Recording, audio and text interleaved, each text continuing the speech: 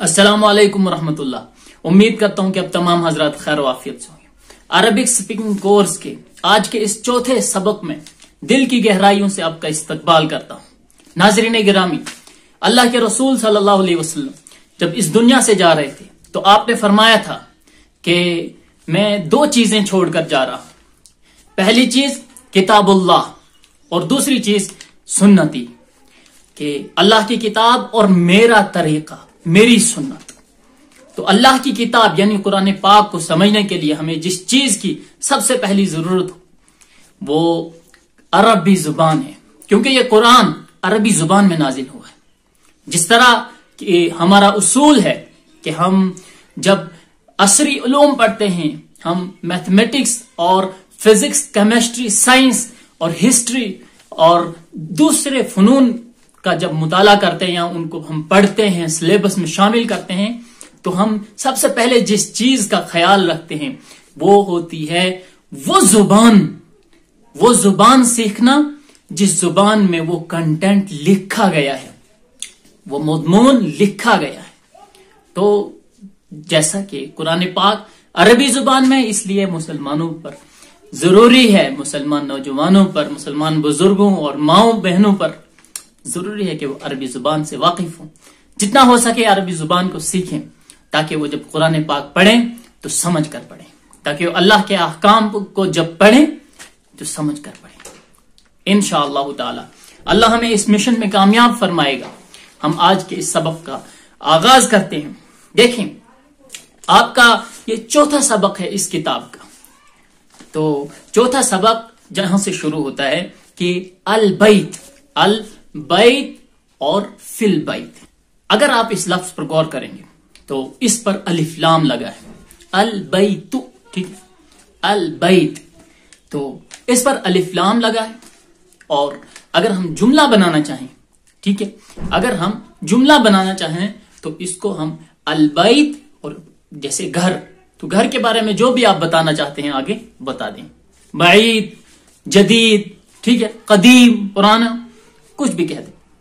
इसके बाद देखें आप स्क्रीन पर कि फिल बैत, ठीक है, एक तरफ अल बैत, दूसरी तरफ फिल बैत, दोनों में फर्क क्या है? साहिब किताब आपको बताना और समझाना क्या चाहते हैं? तो वो बात यह है कि देखें, जब अल बैत आया, ठीक है, अल बैत, तो अल बैत ता पर पेश आया, और जब फिल बैत, इसी अल बैत के शुरू में हमने लफ्ज फी बढ़ाया, तो इस फी के जरिए से, इस फी की वजह से अल बैत के आखिर में जेर आएगी, जिसको हम कसरा कहते हैं, ठीक है, जेर को अरबी में कसरा कहते हैं। तो ये बात देख लें, फर्क बिल्कुल वाज़ेह है। जब आप अल बैत पढ़ेंगे तो अल बैतु, और जब इसके साथ इसके शुरू में लफ्ज फी बढ़ाएंगे, इसके अलावा और भी अल्फाज हैं वो भी आप पढ़ेंगे, तो इतना याद रखें कि लफ्ज फी की वजह से लफ्ज अल बैत पर आखिर में जेर आई।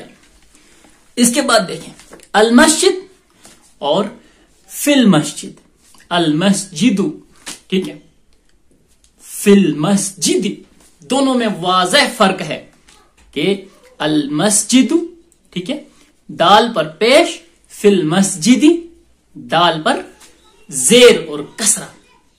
क्यों? क्योंकि फी जहां भी आएगा, ये लफ्ज कुरान पाक खोल कर देख लें, जहां भी फी होगा उसके बाद जो इस्म होगा उसके आखिर में जेर होगी, ठीक है, फिल बैत। इसी तरह अल मकतबु, ठीक है, अल मकतबु, आपको मैंने बताया था कि जब अलिफ लाम आता है तो आखिर इस्म पर तनवीन, यानी दो जबर दो पेश दो जेर नहीं, बल्कि एक पेश एक जबर एक जेर, इनमें से कोई एक आता है। तो देखें अल मकतबु, और इसके मुकाबले में अलल मकतबी, ठीक है, अल मकतबु आखिर में पेश, अलल मकतबी आखिर में जेर। अब ये जेर किस हर्फ की वजह से आया? वो हर्फ है अला। तो दो लफ्ज आपके पास जमा हो गए जिनके जरिए से इस्म के आखिर में जेर आती है। नंबर एक, साहिब किताब कहते हैं फी, ठीक है, फिल बैत, اور فی المسجدی، فی کے ذریعے سے۔ نمبر 2 دوسرا لفظ جو ہے علا، یعنی فی اور علا قرآن پاک میں جہاں بھی آئیں گے آپ کو زبر زیر دیکھنے کی ضرورت نہیں ہے، آپ اس کے بعد والے اسم پر فوراً زیر لگائیں گے۔ تو السریر علی السریر، اس کے مقابلے میں السریر اور علی السریری، ٹھیک ہے، دونوں میں واضح فرق ہے۔ اب آپ کے سامنے سوال اور ان کے جوابات ہیں۔ یہ دیکھ لیں آپ کہ این محمد، این کے معنی کہاں، محمد ایک شخص کا نام ہے، ٹھیک ہے، تو آپ سے پوچھا جا رہا ہے کہ این محمد، محمد کہاں ہے، ٹھیک ہے، تو اس کا جواب آپ اپنے انداز میں دیں گے۔ تو یہاں پر ہے کہ ہوا فی الغرفتی، ٹھیک ہے، ہوا فی الغرفہ، این محمد، محمد کہاں ہے، این مانے کہاں، محمد، محمد، این محمد، محمد کہاں ہے، ہوا فی الغرفہ، ہوا کے معنی وہ اور فی کے معنی میں، الغرفہ کے معنی کمرہ، ٹھیک ہے، وہ روم میں ہے، وہ کمرے میں ہے، ہوا فی الغرفہ، ٹھیک ہے، ہوا کے معنی میں وہ، فی کے معنی میں اندر، اسی طرح الغرفہ کمرہ۔ ان تینوں لفظ کے آپ معنی جان گئے، تو اب آپ سے کوئی پوچھے گا کہ این محمد، محمد کہاں ہے، ہوا فی الغرفہ، وہ کمرے میں ہے، ٹھیک ہے، وہ کمرے میں ہے۔ اسی کے ساتھ دوسرا سوال، وہ این یاسر، ٹھیک ہے، تو وہ این یاسر، و کے معنی ہے اور، این کے معنی کہاں، یاسر آپ کو پتہ ہے، وہ این یاسر، اور یاسر کہاں ہے، اور یاسر کہاں ہے، اس کا جواب دے رہے ہیں کہ ہوا فی الحمام، ہوا فی الحمامی، ہوا کے معنی آپ کو پتہ ہے، فی کے معنی پتہ ہے، الحمام کے معنی ہے، حمام کے معنی حمام ہوتے ہیں۔ حمام ایک ایسا کمرہ ہوتا ہے جس کے نیچے آگ جلائی جاتی ہے اور وہ ہمیشہ گرم رہتا ہے، تو ہوا فی الحمام، وہ کہاں ہے، حمام میں ہے، ٹھیک ہے۔ اس کے بعد وہ این آمنہ، صاحب کتاب آپ کو یہاں بتانا چاہتے ہیں کہ جہاں بھی آپ جس شخص کے نام سے پہلے آئینہ لگاؤ گے سوال بن جائے گا۔ آپ نے کہنا ہے آئینہ، آئینہ کے معنی کہاں، آئینہ آمنہ، آئینہ یاسر، آئینہ طالب، ٹھیک ہے، کچھ بھی آپ کہہ دو، کسی کے بارے میں بھی آپ کو سوال کرنا ہو اس سے پہلے آئینہ لگا دو، لفظ آئینہ، اس کا مطلب ہوگا کہ وہ فلاں شخص کہاں ہے، ٹھیک ہے۔ آئینہ آمنہ، آمنہ کہاں ہے، ہی فی المطبخ، یہاں پر آپ دو چیزوں میں فرق سمجھ لیں کہ ہوا کے معنی وہ، ہوا استعمال ہوتا ہے ایک شخص کے لیے اور وہ مرد ہو، ہیا استعمال ہوتا ہے ایک عورت کے لیے، ٹھیک ہے، واحد مؤنث اور وہ غائب، ٹھیک ہے، واحد مؤنث غائب کے لیے ہیا، ہیا کے معنی وہ ایک عورت، یعنی فاطمہ کے لیے استعمال ہو رہا ہے، ہیا فی المطبخ، وہ کچن میں ہے، ہیا فی المطبخ، ہیا فی المطبخ، وہ کچن میں ہے۔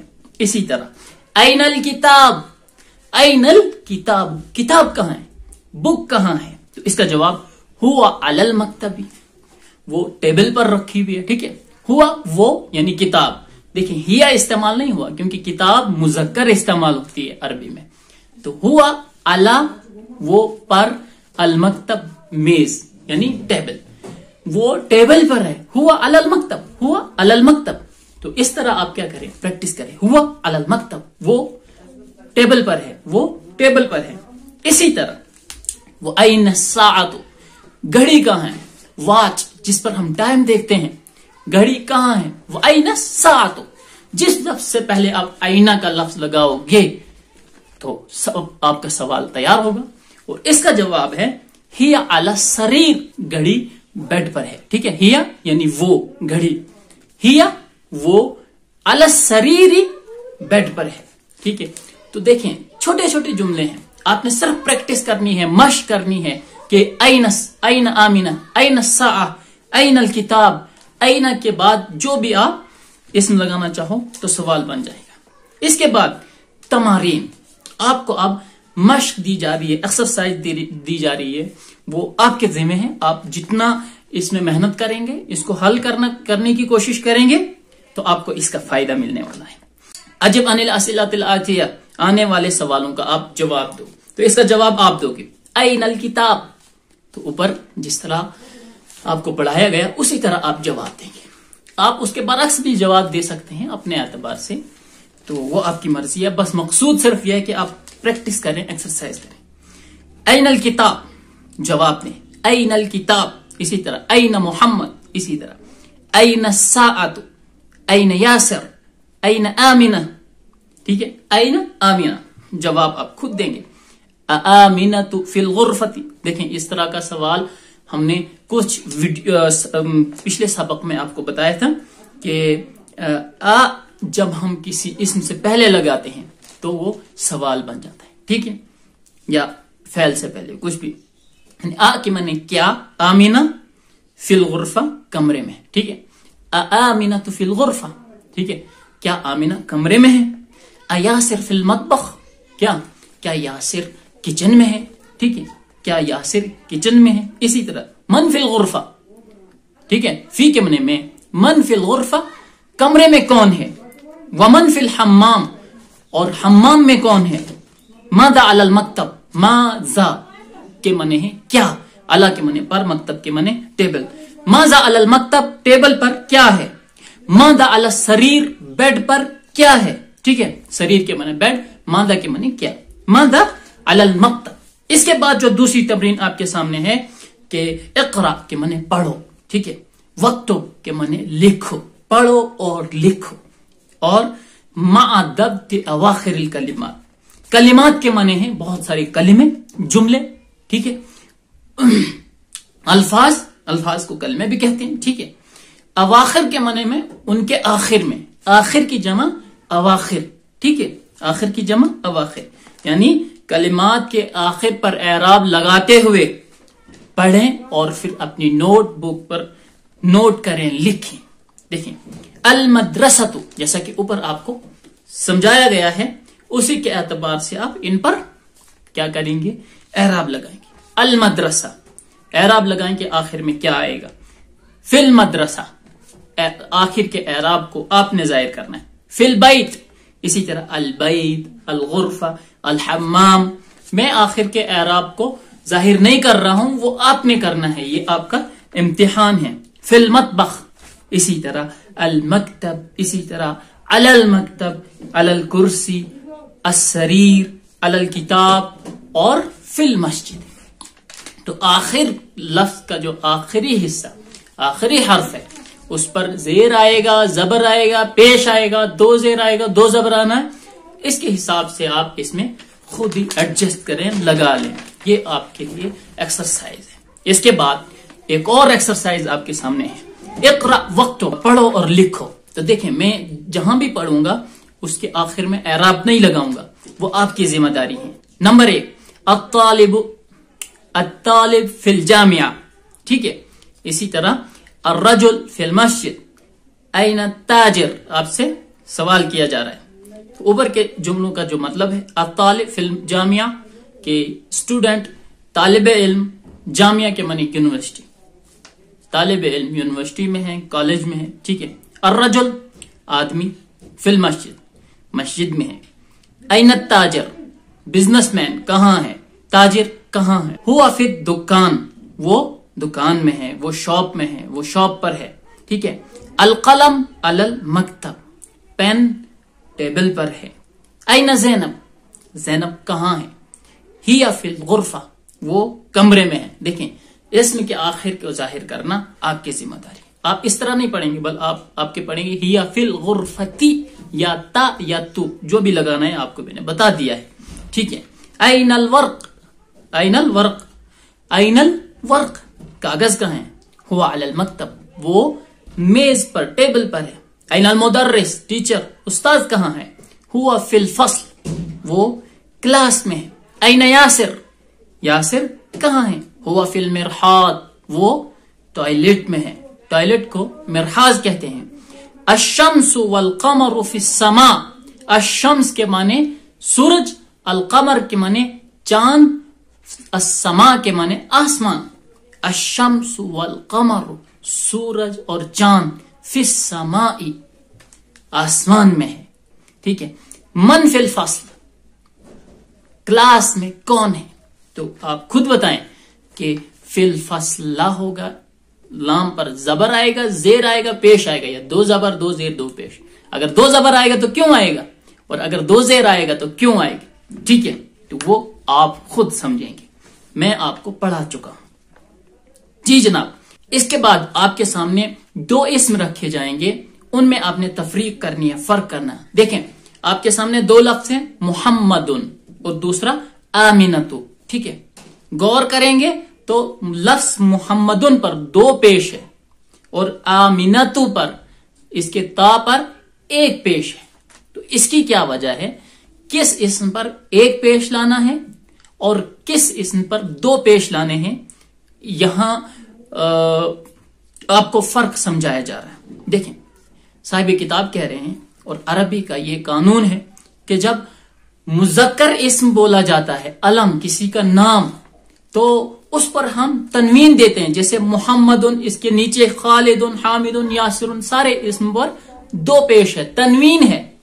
लेकिन जब मुअन्नस इस्तेमाल करते हैं, अलम किसी का नाम, किसी औरत लड़की का नाम, तो वहां पर हम दो पेश नहीं बल्कि एक पेश देते हैं। जैसा कि यहां पर देखें, आमिनतु, ज़ैनबु, फातिमतु।